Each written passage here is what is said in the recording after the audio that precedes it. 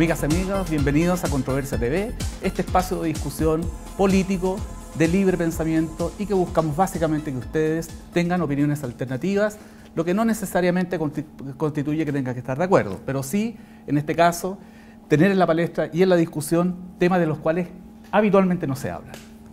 En esta ocasión, junto a Fernando Sayé, ingeniero civil, Pedro Benovies, antropólogo, tenemos un invitado especial. Él es el senador por la quinta circunscripción sur, región de la Araucanía. Ya conversaremos sobre eso, ingeniero comercial de profesión y recientemente nombrado como uno de los coordinadores de la campaña de la candidata presidencial de la nueva mayoría, Michelle Bachelet. Ha sido un gran defensor de los ciudadanos frente a lo que se ha llamado la usura legalizada y también de la causa palestina frente a atropellos de Israel, entre otras cruzadas. Senador, bienvenido, muchas gracias por participar en Controversia. Un saludo, amigas y amigos televidentes. Muchas gracias por la invitación. Gracias, Eduardo, Fernando, Pedro. Senador Tuma, en este sentido, acabar con lo que se denomina usura legalizada, ¿no es lo mismo que acabar con el lucro? ¿Cuál es el daño que le causa al país esto? Bueno, básicamente lo que nosotros hemos tenido en los últimos años es una legislación permisiva para que los acreedores cobren lo que quieran. Esta cosa de la tasa máxima convencional es una tasa absolutamente abusiva porque está calculada sobre la base de los créditos de las personas que no negocian. Cuando la señora Juanita va al retail, compra una plancha o compra un televisor, no negocia ni sabe cuánto paga de tasa de interés. Cuando va a un banco, mucho menos. Y por tanto, esas son las tasas promedio que hay en el mercado, y sobre esa tasa promedio la ley establece que se puede cobrar hasta 1,5 veces más. Entonces, y eso es un abuso, en circunstancias de que los sectores que negocian están pagando un quinto de lo que pagan los sectores que no negocian. Y por tanto, aquí hay una usura legalizada en que los más vulnerables, los que más necesitan crédito, los microempresarios, los créditos de consumo, los sectores de trabajadores, tienen que usar esta tarjeta de plástico como lo usaban antes en las saliceras cuando pagaban con una ficha en las pulperías. Aquí ocurre exactamente lo mismo, han cambiado la ficha por la tarjeta de plástico, en que en definitiva el trabajo de quien labora es pagado con 100, pero recibe 20 a la hora de recibir los bienes que importan su salario. Pero en ese sentido, entonces estamos entendiendo que la usura vendría a ser algo distinto al lucro, porque entiendo, y así es como se ha dicho públicamente, se tiende a decir que la tasa máxima la fija el Banco Central, pero en la práctica no es así, porque al ser un factor, como usted dice, del 1,5, ese 1,5 se calcula sobre el promedio que la banca establece, y en base a eso se cobra, y eso parece ser algo bastante irrisorio. Es un abuso porque se calcula la tasa máxima no en base a lo que dice el Banco Central. El Banco Central tiene una tasa de referencia que es el costo del dinero para los bancos, y que estamos hablando del 5% anual.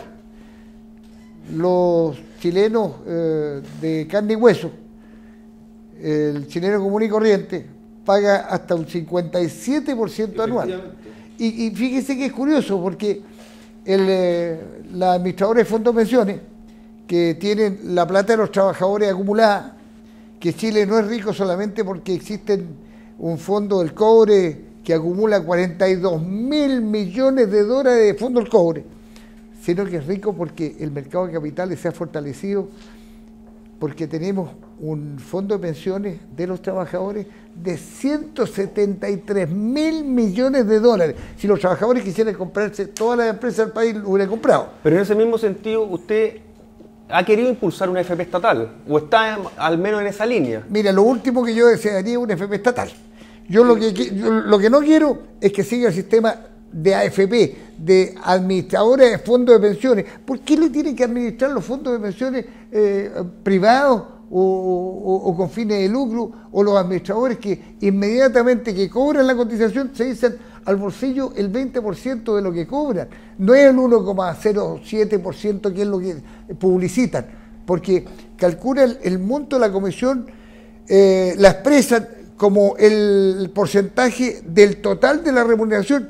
Si el total de remuneración no es entregada a la administradora de fondos de pensiones, solo le entrega el 10% de lo que tú cotizas, el 20% más o menos lo guarda la AFP. Aunque, mira, es la única parte donde tú pagas para que pierdas plata. Vemos que la AFP, los plata de los trabajadores se la prestan al retail al 5% anual, que es más o menos la tasa de intercambio bancario que dice el Banco Central, 5% anual.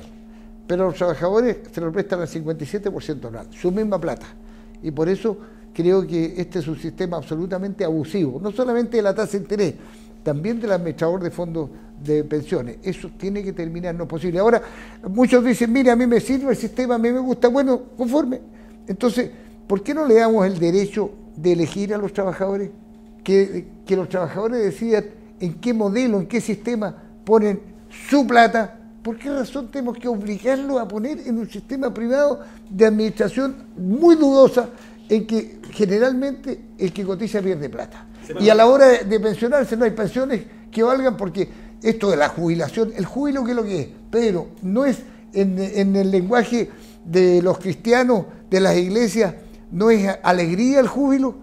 ¿Quién va a estar alegre cuando le reducen a un tercio la remuneración o los ingresos que tiene cuando pasa de ser trabajador a ser un jubilado? Entonces creo que esto es un abuso que se ha cometido con los trabajadores. Precisamente cuando se crea el modelo de la AFP en los años 80, con la misma plata de los trabajadores, se compran por parte de las empresas, y los que estaban ligados a los administradores, compran las empresas del Estado a vil precio.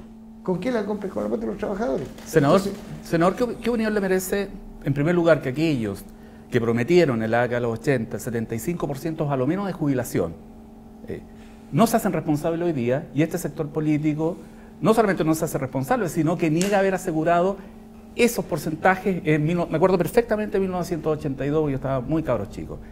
Eso es lo primero. Y lo segundo, senador, al interior del Congreso, del Parlamento, ¿se discute en serio este tema? ¿Se tiene conciencia de que esto puede generar conflictos sociales de alta tensión? Bueno, primero quiero decirte que poco le va a importar a los sectores que han aprovechado durante 30 años la plata de los trabajadores para hacer negocio en su favor. Y poco le va a importar la falta de explicaciones. A nadie está interesado en dar explicaciones, lo que está interesado en seguir recibiendo la plata de los trabajadores. No solamente eso, sino que empeorando el sistema, ahora les quieren decir que jubilen más tarde, que sigan entregándole más plata a los trabajadores, pero no les garantizan pensiones dignas. Yo creo que estoy de acuerdo con que lo que cotizan los trabajadores es insuficiente para asegurar pensiones, y por tanto hay que poner más plata, pero esa más plata tienen que ponerla los empleadores y el Estado. Tiene que haber una cotización tripartita para garantizar pensiones dignas. Pero al mismo tiempo, en mi opinión, hay que darle el derecho a elegir. Mantengamos la AFP, los que quieran estar en la AFP, que vayan a la AFP, y los que quieran estar en un sistema administrado por el Estado, que puede ser el ISP, pero con otra filosofía, no con la filosofía de colocar plata en la bolsa de valores, porque todos los meses se están jugando en la ruleta rusa el ahorro de toda su vida los trabajadores. Que el Estado se haga cargo de cómo defiende el valor adquisitivo del ahorro de los trabajadores. Ese es un rol del Estado. Si nosotros vamos a definir las pensiones y el sistema de seguridad social como un derecho, entonces la comunidad, el Estado, debe hacerse responsable de asegurar pensiones dignas. Sí, pasando a otro tema, desde hace muchos años, aproximadamente 30 años, se vienen haciendo denuncias de excursiones de mochileros israelíes en la Patagonia chilena, y eso de una manera reiterada y sistemática. ¿Qué implicaciones puede tener esto, o qué conexiones con el conflicto del Cercano Oriente? ¿Qué riesgo puede tener eso para la continuidad territorial de Chile? Pensando también de que hay otros proyectos, como el de Tompkins, que también existe la sospecha de que pueda constituirse en un enclave norteamericano en la región austral.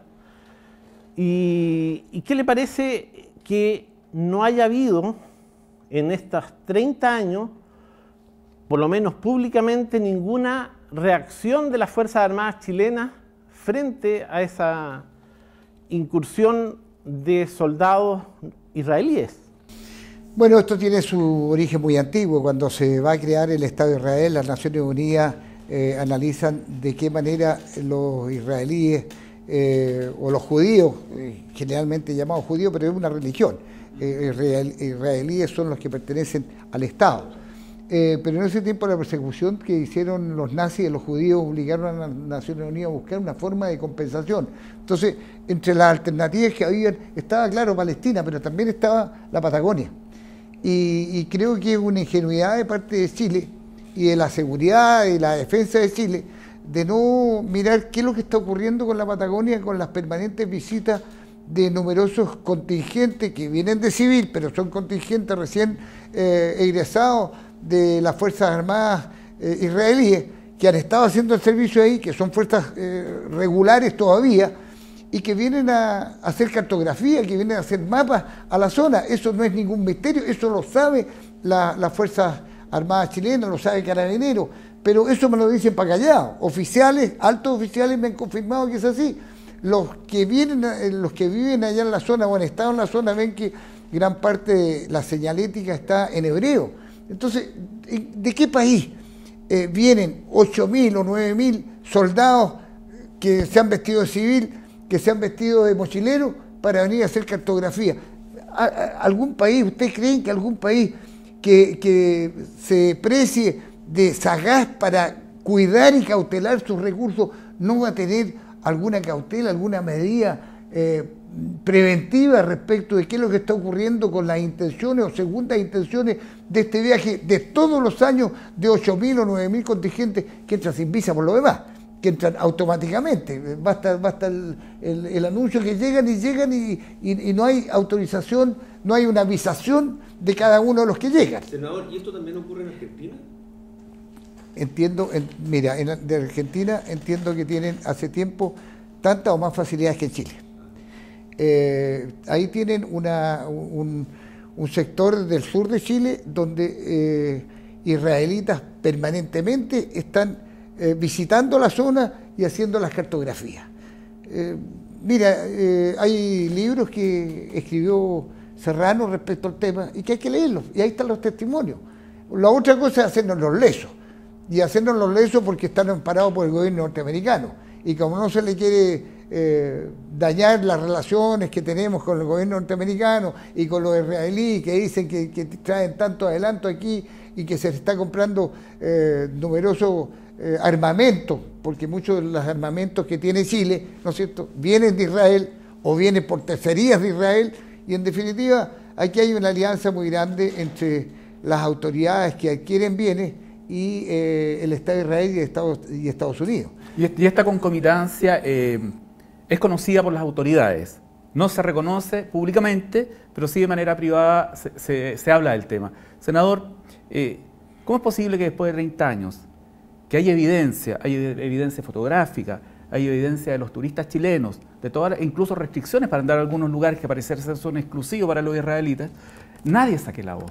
Nadie lo denuncia con fuerza. Bueno, yo lo he hecho en numerosas ocasiones. Bueno, estamos hablando en el Congreso, y he pedido explicaciones y no he recibido nunca formalmente una respuesta de parte de las Fuerzas Armadas o de parte del gobierno, de parte del Ministerio de Defensa, una respuesta de qué está haciendo el gobierno frente a ello, qué prevenciones se están tomando en caso de que tuviésemos un avance más sustantivo de Israel o más expresivo de Israel. Aquí se están comprando territorios como lo hace Tompkins, y esta cosa del ecologismo profundo, yo no sé si tendrá alguna otra intencionalidad, pero creo que Chile no debería ser tan ingenuo para proteger sus territorios. ¿Y sus colegas del Parlamento, senadores y diputados, han reaccionado frente a estas denuncias suyas? No, mira, nadie se quiere comprometer con una fuerza tan poderosa como Israel y Estados Unidos. Pero el diputado Fuad Chaín estuvo en algún momento... No, sin duda hay algunos que sí. Fuad Chaín está muy comprometido con la causa palestina. Durresti, que va a ser senador, Claro. también está comprometido con la causa palestina. Había un diputado Galilea de la región austral que habló hace años. Galilea también hizo observaciones respecto al tema.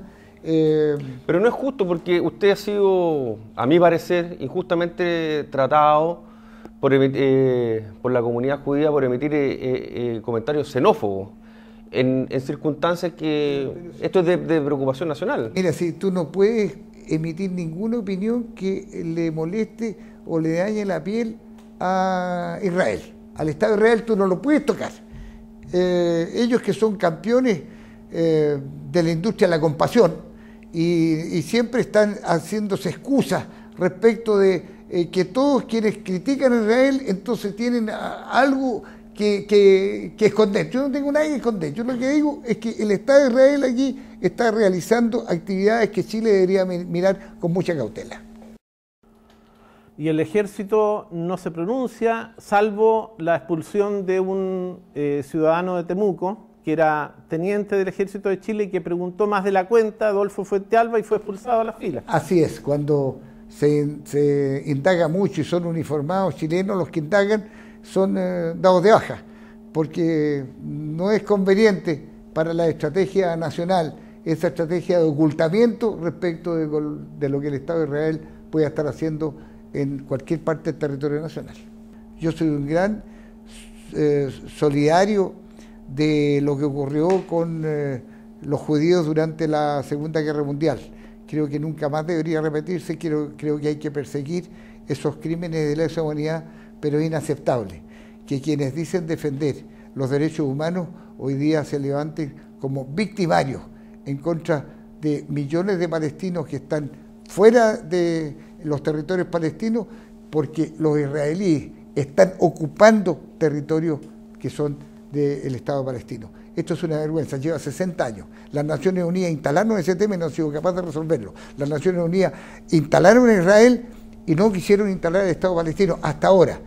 Estados Unidos ha buscado formas de estos diálogos, estas conversaciones, estas negociaciones que no han avanzado nada. Y en estas negociaciones, mientras se está negociando, siguen ocupando y siguen colonizando. Al final no va a quedar un centímetro de tierra cuadrado que pueda ser devuelto al Estado palestino. Senador, y en el caso de Chile, ¿cómo va a terminar esto? ¿Cómo visualiza usted si está esta suerte de contubernio entre nuestras autoridades con esta gente que viene a Israel, supuestos mochileros, pero que son en el fondo reservistas, ¿no? Israelitas? Bueno, la verdad es que es muy difícil. Yo me he encontrado con una pared muy rígida, hermética, de todas las Fuerzas Armadas y de la estrategia de todos los gobiernos para no incursionar en una investigación seria y no impedir que contingente militar vaya no a excursionar, sino son turistas, esos son cuentos. Ellos vienen con un propósito distinto. Y mira, cuando tenemos una pugna con el Perú, o tenemos una pugna con Bolivia, todo el mundo se levanta y aquí hay una movilización enorme de las autoridades, del Ministerio de Relaciones, del Ministerio de Defensa, y cualquier indicio que haya, este es un escándalo nacional.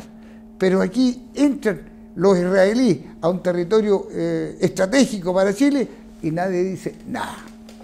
Entonces es muy sospechoso y yo quiero invitar a través de este medio a nuestras autoridades de defensa y el Ministerio de Relaciones Exteriores a tomar en serio estas advertencias que hace tanto tiempo venimos planteando para que el gobierno asuma una responsabilidad de defender nuestro territorio nacional. Y pensando también en términos de la continuidad territorial de Chile, ¿cómo visualiza la solución que puede tener el conflicto mapuche en la Araucanía y regiones vecinas? Bueno, ahí tenemos un conflicto que no se va a resolver mientras el Estado de Chile no asuma los horrores que cometió con los pueblos originarios. Para crear condiciones de término de estos actos de violencia, el Estado de Chile tiene que hacer primero un reconocimiento, una difusión del daño y un plan de reparación en conjunto con el mundo de los pueblos originarios. Pero eso es importante, ese reconocimiento, porque es una parte de la realidad regional. Pero ¿y qué pasa con los otros habitantes? ¿Qué pasa con los criollos? ¿Qué pasa con los mestizos? ¿Qué pasa con el habitante de la ciudad y del campo que no es principalmente mapuche? Porque el 90% de los chilenos tienen algo de genes indígenas, pero ¿qué pasa con los demás? Si no se modera en el sentido de que también hay otros intereses, no solamente indígenas, no se va a estar estimulando que haya reacciones también violentas del otro lado, si es que no se les reconoce sus derechos. Es que aquí en la región de la Araucanía no solamente ha sido víctima los mapuches, también ha sido víctima los colonos, porque el Estado engaña a los mapuches diciéndole, mire, ustedes se van a reducir, por eso se llaman reducciones en vez de comunidades, y después que se reducen y a cambio de reducirse y reconocer el Estado de Chile, nosotros le vamos a entregar un título que resultó falso porque no lo inscribieron el Conservador de Bienes Raíces. Estos famosos títulos de merced no fueron nunca inscritos en el Conservador, y sin embargo trajeron colonos que le inscribieron en el Conservador sus respectivos títulos, pero ellos no tienen tampoco culpa. Pero entonces el Estado es el que tiene que hacer esta reparación, y tiene que hacer esta reparación con las víctimas, las primeras víctimas que son los pueblos originarios, y las segundas víctimas también son los colonos que están viviendo algo insufrible porque nadie le resuelve el tema. Y aquí no se lo va a resolver los mapuches. Los mapuches no le van a resolver el tema, y tampoco los colonos le van a resolver la demanda a los indígenas. Creo que aquí tenemos que ponernos al día en cómo el Estado ha tratado o ha maltratado a la región de la Araucanía. Senador Eugenio Tubuma, muchas gracias por participar en Controversia TV, ha sido gratísimo, hemos debatido sobre temas muy interesantes, reitero el agradecimiento. Pedro, Fernando y amigos, nos veremos en 15 días más en un nuevo capítulo de Controversia TV.